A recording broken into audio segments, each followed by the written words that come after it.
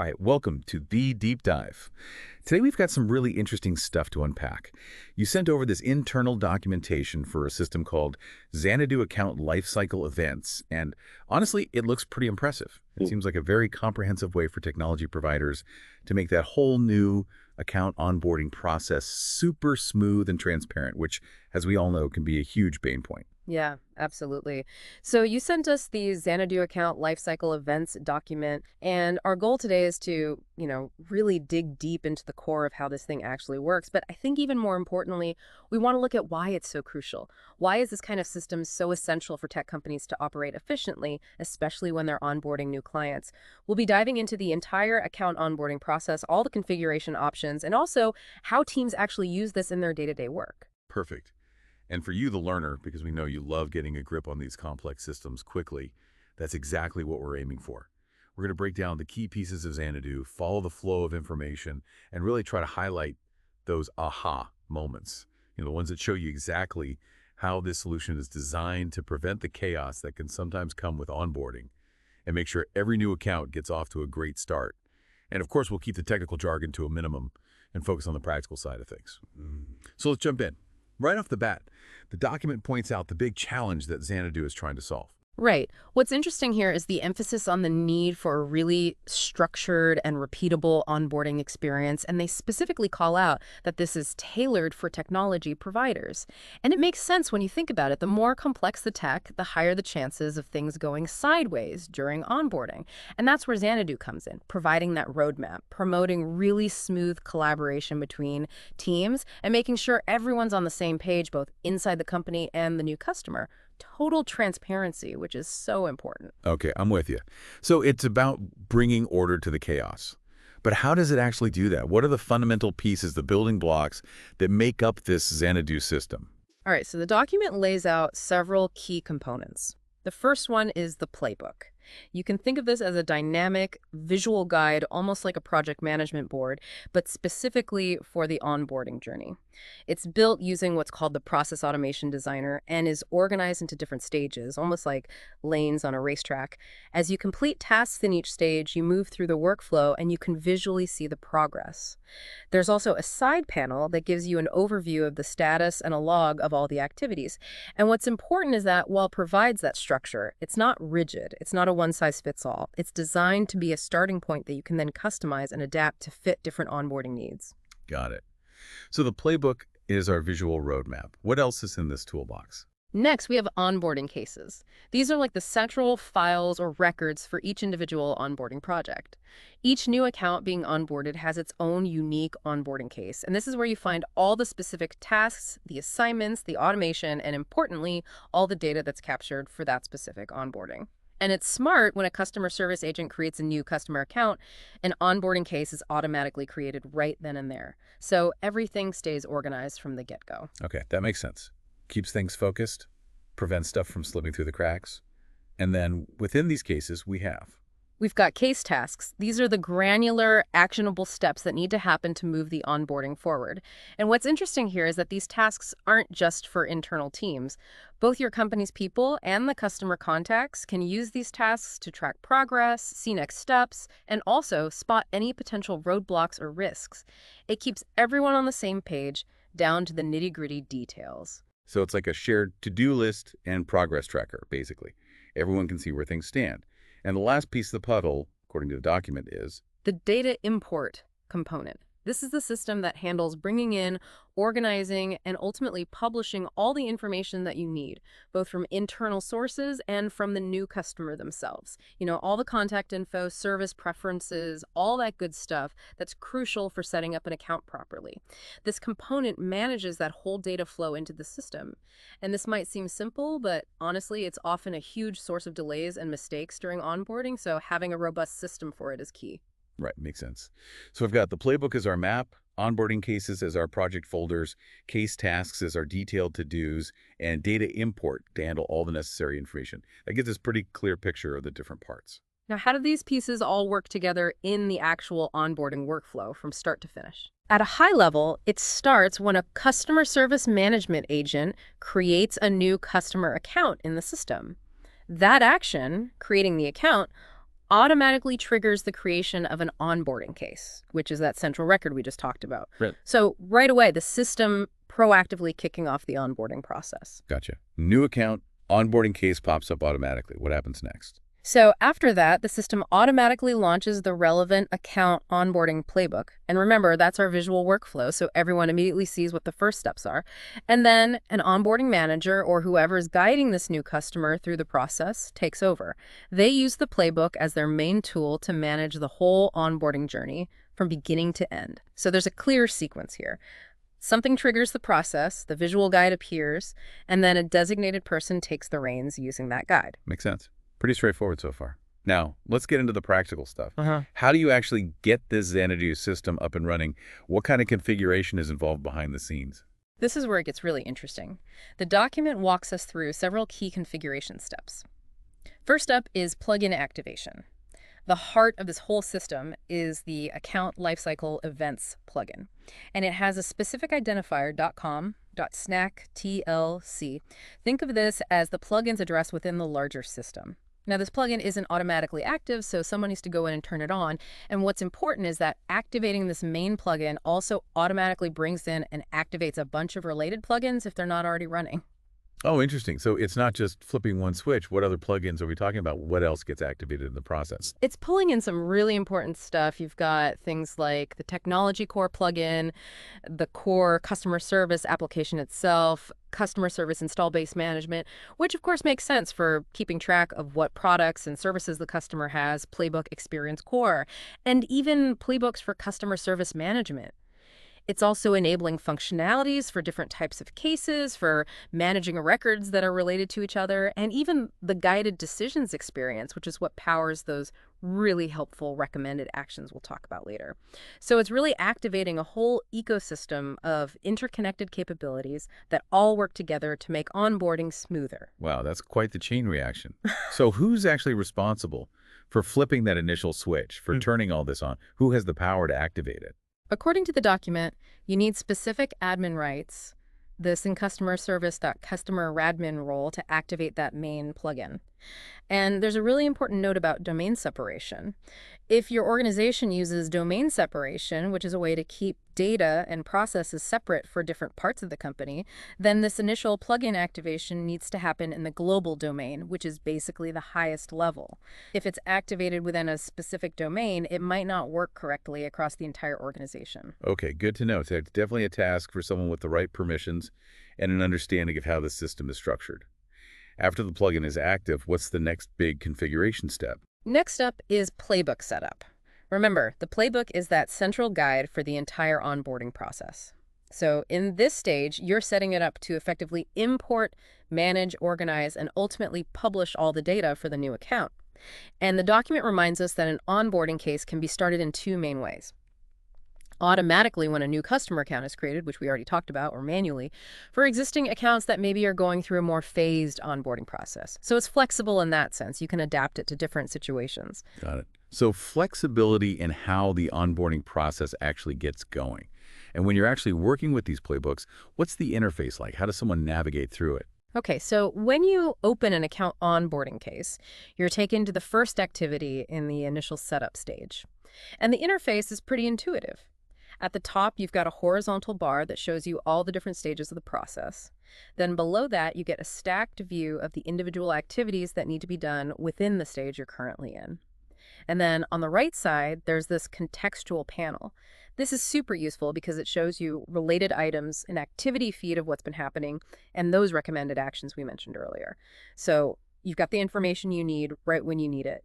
And you can even jump to related records directly from that panel. Everything's designed to be very accessible and easy to find. Sounds like a well-organized workspace, definitely. Yep. So let's say the plugin's active, the playbook is set up. How does someone on the team actually start an onboarding case in practice? Okay, so if it's not automatically triggered when a new account is created, someone can manually start it from the workspace. It's super simple. They navigate to Account Onboarding Cases, then click All to see the list, and then there's a button that just says New.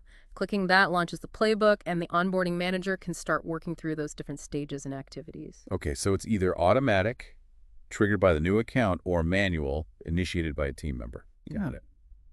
So Once that case and playbook are up and running, what's the first stage that someone would typically work through? That would be the initial setup stage. And this one's super important because it's all about getting that foundational information in place, the stuff that's going to set the stage for a successful onboarding. There are several key activities that need to be done here. It's about laying the groundwork, essentially. Perfect. Walk me through those initial activities then. What needs to happen first? All right, the very first thing is selecting the account. When the onboarding manager chooses the specific customer account that needs to be onboarded, that action actually creates the new account onboarding case, unless, of course, it was already automatically generated from another process, like we discussed earlier. Then they just hit continue to move to the next step. That makes sense. You can't really start onboarding without knowing which account you're working with. What info needs to be provided after that? The next activity is entering onboarding-related info. Here, you're gathering those essential details that define the onboarding process itself. Some of these fields are required, like who the case is assigned to, which is the specific provider agent in charge of this onboarding. Then there's the Service Bridge integration requirement. Here, you specify whether the customer needs Service Bridge integration, and if so, what features they need, like remote catalog, remote task, or foundation data sync. If they don't need it, you select that option. You also specify the type of onboarding, whether it's a phased onboarding, meaning only part of it is being managed in the system, or a full onboarding where the whole process is tracked. And then crucially, you enter the planned go-live date. Once that's all in, you mark the activities complete and move on. Okay, so setting those essential parameters right up front. What's next in that initial setup? Next, it's time to add the customer team. So here you enter the details of the key people on the customer side who are going to be involved in the onboarding. You enter their first name, last name, email address, and hit Add to create a new customer contact record in the system. Once you've added everyone, you mark the activity as complete. Essential for making sure communication is clear and you're talking to the right people on the client side. What happens after you've got the customer team members in? After that, you move to adding customer team responsibilities. So for each of those customer contacts you just added, you now assign their specific role in the onboarding process. You pick a contact, choose their role from a predefined list in the responsibility field, and click Add. And once everyone's got their responsibilities, you mark it complete. Interestingly, the document says that completing this step automatically triggers two emails. One that identifies the main point of contact for the onboarding case, and another that lists all the key team members from the customer side. Nice. That's great for transparency and making sure everyone knows who's who right from the start. Are there any specific roles here that trigger anything special in the system? Yeah, the document actually points out a couple of specific customer responsibilities that require the system administrator to manually grant certain ServiceNow roles. So if a customer contact is assigned the customer onboarding point of contact responsibility, they need to be given the oncustomerservice.customeradmin role. And if a contact is designated as a key team member, they need the syscustomerservice.customercasemanager role. This makes sure they have the right level of access to participate effectively. Gotcha. It's about making sure the right people have the right permissions based on their specific role in the process. What about the provider side? How do you set up the internal team? That's the next activity, adding the account team. So here you're adding the internal people from your company, the service providers who will be actively working on this onboarding. This would typically include the ServiceNow admin who's overseeing the case, along with any other specialists. Similar to adding the customer team, you choose a user role from the responsibility field, select the specific user who's assigned to that role, and hit Add. And the document mentions that once an internal team member is added, they get an email notification letting them know they're part of the case. Also, by default, all the individual tasks within the playbook are initially assigned to the provider's ServiceNow administrator. So again, it's about clarity, keeping everyone informed and making sure ownership is clear from the provider side. Is that the last step for setting up the team? Almost. There's an optional step called adding squad. This allows you to add any extra team members who might need to be in the loop, even if they don't have a primary responsibility. Maybe they need to complete certain tasks or just have visibility. It's marked as optional because not every onboarding needs a huge, formally defined squad. And once you've done that, or skipped it if it's not needed, the initial setup stage is done. The document points out that once you mark it complete, all the key information you've entered, the case details, the account info, the customer team, and the internal squad, all of that is displayed in the left-hand panel so you can easily refer back to it throughout the onboarding process. Nice. Very thorough. It sounds like the initial setup really makes sure you've got the right people and all the essential information in place before you move forward. Now, the document mentions something about field mapping. Can you explain what that's all about and why it's important? Absolutely. So this is all about making sure the system accurately tracks the progress of the onboarding case and the individual tasks within it. The system has these predefined mappings between the stage field of the case and its overall state field. So as you move through those different stages in the playbook from initial setup all the way to go, the overall status of the case automatically updates based on this mapping. So you get a clear view of where each onboarding project stands in the overall process. And there's similar mapping for the individual case tasks, connecting their state, like open, in progress, complete, to their progress, which shows a percentage. This ensures that everyone looking at either the whole case or a specific task sees a consistent and accurate status based on the actual workflow. Got it. So it's about having those automatic status updates that reflect the real progress, which is super helpful for getting a quick overview. After the initial setup is done, the next major phase focuses on. That's the data capture and validation stage. And as the name suggests, this is where the focus shifts to gathering all that essential data about the new account and making sure it's accurate and clean before it gets integrated into the system. It's a critical step for avoiding problems down the line and building a solid foundation for the customer services. Okay, so what kind of specific activities typically happen during this data capture and validation stage? The first thing is usually selecting the type of activity you're going to do. The system gives you several options, including data capture itself, which is the actual process of importing or entering data. But it also includes options like risk mitigation, where you track activities for identifying and addressing potential risks, development for tracking any internal or external development work needed for the account, training for scheduling and delivering training to the customer's team, and testing for any testing that needs to happen to make sure everything's working correctly. So it's a broad stage that encompasses a lot of different actions related to getting the account ready. Okay, so it's not just about the data itself, but also other actions that are part of getting the account set up. And when it comes to the actual data capture, how does that work in practice? So the system comes with these default tables that are already set up to handle common types of account data. You've got tables for customer contacts, location details, service entitlement info, installed base items, those are the specific products or services the customer has, relationships between account addresses, contracts that are in place, sold products, and even a table that links the installed base items to the sold products. And the document points out that these tables come with predefined conditions and auto-populated field values for things like the source table, the target table, and the data source. The idea is that for a lot of common data needs, you can just use these tables directly, import the data, and then publish it once it's validated. Makes sense. Having those common structures already in place is definitely helpful. But what if a company has some unique data needs, stuff that's not covered by those default tables? You're totally covered there. The document explicitly says that you can modify the default tables, add entirely new tables if you need to, and even create new activities within this stage. That's where the process automation designer comes in handy. You can really tailor the data capture and validation process to fit the specific data elements that are critical for your technology and your customers. Okay, so flexibility for more specialized needs.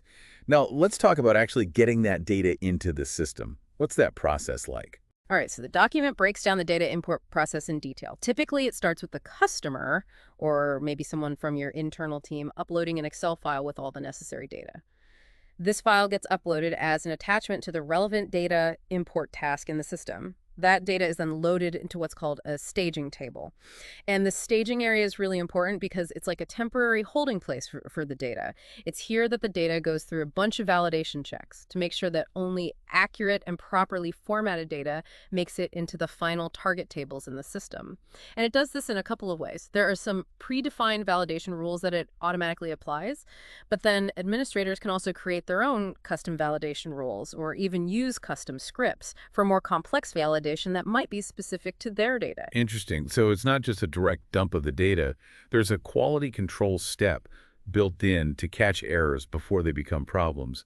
What happens after that initial data loading and validation? Okay, so after the validation's been run on the data in that staging table, the records are automatically categorized into one of three states. Ready to publish means the data passed all the checks and is good to go. Needs attention. Flags records that have errors and need to be reviewed and corrected. And then yet to validate means the records haven't gone through the validation process yet. This makes it easy to see which data needs further action. Makes sense. It's a very organized and transparent way to manage data quality during that import process. So how does an admin actually set up those data validation rules in the first place? Where do they define what's considered valid data? For that, they use the Data Validation Assist table. Administrators can use this to define validation rules at two levels, the field level and the record level. At the field level, you can set up rules to make sure that, say, a specific field contains a valid reference to another table, that any selected value is from an allowed list, that dates and times are formatted correctly, or even more basic stuff like making sure text doesn't go over a certain length, or that a number field contains an actual number. That covers a lot of the bases for making sure individual data points are correct. What about those more complex validation scenarios? Maybe checking relationships between different fields within a record or even across multiple records. You can handle those too.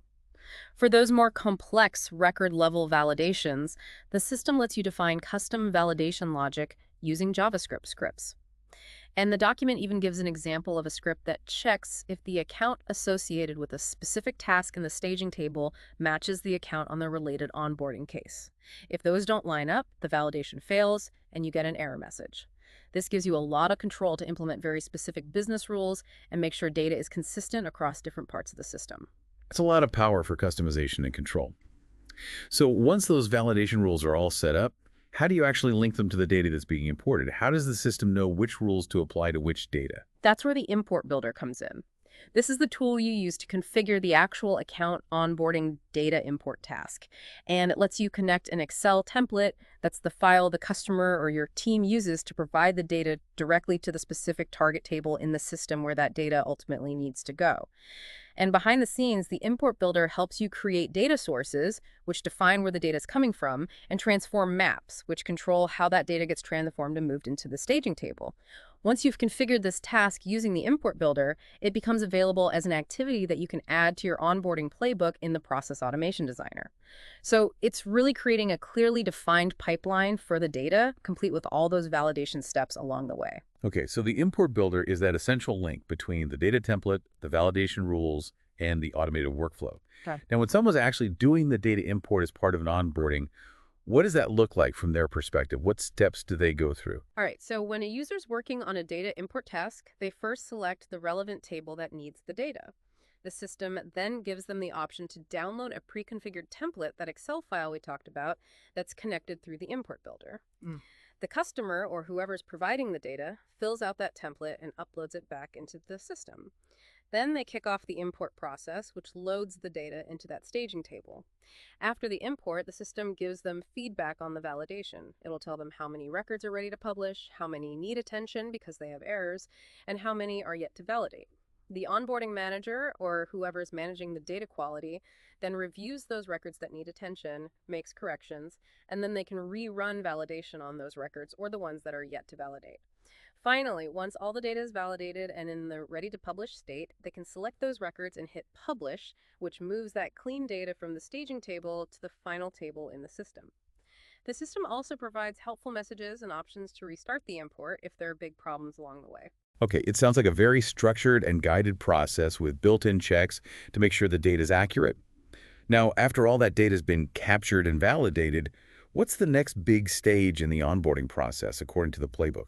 The next stage is usually development and automation. This is where the focus shifts from gathering information to actually setting up the account in the backend systems and configuring any automations that are needed for delivering the service to the customer. So what kind of specific activities happen under that development and automation umbrella? It can include a range of things. The document gives examples like setting up account relationships in the CRM or other backend systems, establishing maintenance schedules for the services the customer bought, defining and configuring SLAs and service offerings, and setting up reporting dashboards or automated notifications. It often includes a general catalog development activity, maybe making sure the customer has access to the right service catalog, and a related work activity, which is for any ad hoc tasks or specific configuration steps that might be unique to that customer and don't fit neatly into those other activities. And importantly, if any of those service bridge integration options were chosen during the initial setup, the tasks for configuring that integration would also be in this development and automation stage. So this is where the technical foundation is built and automated behind the scenes. After development and automation, the playbook moves into. Testing and training. This stage is all about making sure that the customer is actively involved in testing the stuff that's been set up for them, and that they get proper training on how to actually use everything before the official go-live date. The main goal here is to make sure the customer is ready for a smooth transition. Okay, and what kind of tasks would you see in this stage? There are a few common ones. You've got things like starting and managing a go-live change request, which is a formal process for scheduling and approving the final deployment. Then there's planning and completing all the go-live communications to keep the customer informed about the timeline and important details. And then you've got tasks for planning and executing the training for the customer's team, and then the actual execute training task where the training is delivered. The focus here is really on collaborating with the customer to make sure they're fully prepped and confident going into the launch. I see. So it's about making sure the customer feels comfortable and prepared to use the technology successfully from day one. Makes perfect sense. What's the final stage in the workflow? The last stage is go live and post support. The goal here is twofold. First, making sure all those pre-go live steps are completely done. And second, providing a clear path for handling any issues or questions that pop up immediately after the customer goes live. And what does that look like in terms of specific activities? The document specifically calls out a go-live support case. This is the main case in the system for tracking and resolving any problems or questions that come up as a direct result of the go-live. So the onboarding team, along with any other relevant support teams, would use this case to work together and make sure those post-launch issues are addressed quickly and smoothly. It's about ensuring a seamless transition into the ongoing service experience for the customer. Okay, so a dedicated channel for handling those initial post-launch needs. That makes sense. Now, we've talked about the workflow and the stages within it. The document also goes a bit deeper into how to configure the playbook itself using that process automation designer we mentioned earlier.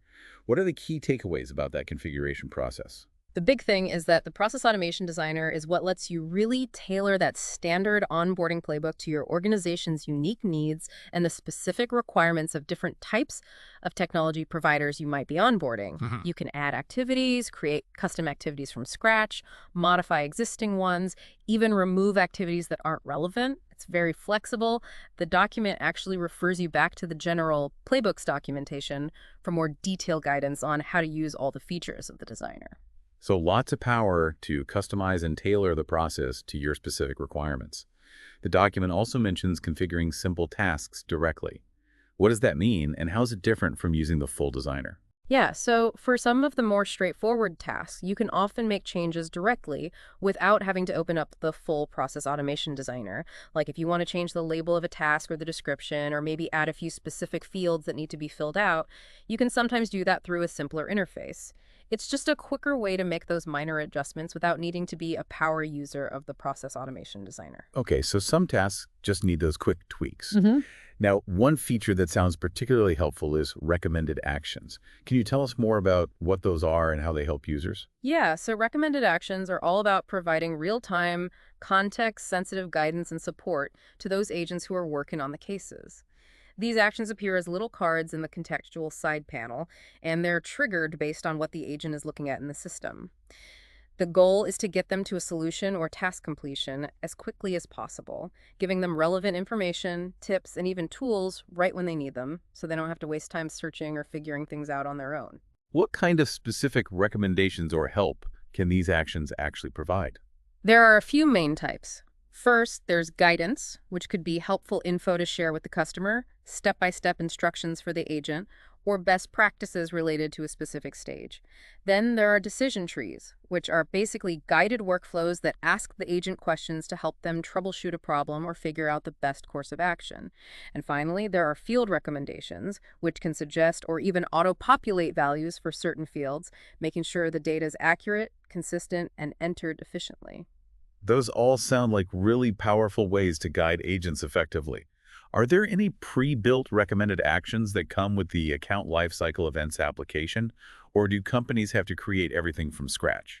There are a few that come predefined specifically for common onboarding tasks. They include actions for things like install Service Bridge for consumer, Service Bridge consumer registration and configuration, and also for data import tasks. So you get some immediate value and a starting point that you can then customize further. Okay, can you give a concrete example of what one of those predefined actions might look like for an agent? Sure. So for the install service bridge for consumer task, there might be a predefined action that gives the agent a direct link to a knowledge base article with step-by-step installation instructions for service bridge. There could also be a decision tree called Troubleshoot Service Bridge Failed Setup that guides them through common installation problems. And there might even be field recommendations that automatically assign the task to the right technician or pre-fill the customer's contact information based on the case. Similarly, for the Service Bridge consumer registration and configuration task, there might be an action that lets the agent start the registration process with one click and another decision tree for troubleshooting registration issues. That's great. It sounds like you could really speed things up and prevent mistakes by giving agents those resources right within their workflow. Just one last thing on configuration. The document mentions a scheduled backup for the staging tables used in data import. Why is that important? This scheduled backup is basically a safety net. It automatically creates backup copies of the data in those staging tables on a regular basis. This is mainly to protect against data loss, especially if the data has been sitting in the staging table for a while. The frequency of the backups is set by a system property called backup days, which determines how old the data needs to be before it gets backed up. And it's worth noting that tasks that have been canceled or closed aren't included in these backups because presumably you're not working with that data anymore. Each backup creates a CSV file that's attached to the corresponding import task record, and it typically includes the name of the staging table and the backup date in the file name. So you've got that recovery point in case anything goes wrong. Okay, so an automatic undo button for your data, that's a smart feature to have for sure. Now that we've covered all this setup and configuration, let's talk about how people actually use the system day to day when onboarding new accounts. Sure. The document highlights a few key ways users interact with the account onboarding solution. The first one is the account onboarding landing page. This is designed specifically for onboarding agents, and it gives them a real-time snapshot of everything that's going on. It uses a bunch of KPIs, key performance indicators that show live data on things like active cases, cases that haven't been updated recently, total active tasks, overdue tasks, and any active risk signals. It even shows a 3-month historical trend for each of these metrics, so agents can spot patterns and potential issues. And the cool thing is, agents can click on those KPIs to drill down and see a filtered list of the actual records behind that metric, so they can quickly find and prioritize their work. That's awesome. It's like a central command center for onboarding agents. What about visibility for other people involved, like the customers themselves? Do they have any way to see what's going on? Yes, they do. Both internal teams and external customers can see onboarding cases and tasks through the consumer service portal, but what they see is determined by their user role. Internal users with the snacktlc.agent role can usually see all cases or filter to just the ones assigned to them. Customers with the snackcustomerservice.customercasemanager role can see cases associated with their company account and tasks assigned to them. Customers with the more basic customer role will typically only see cases and tasks tied directly to their contact record.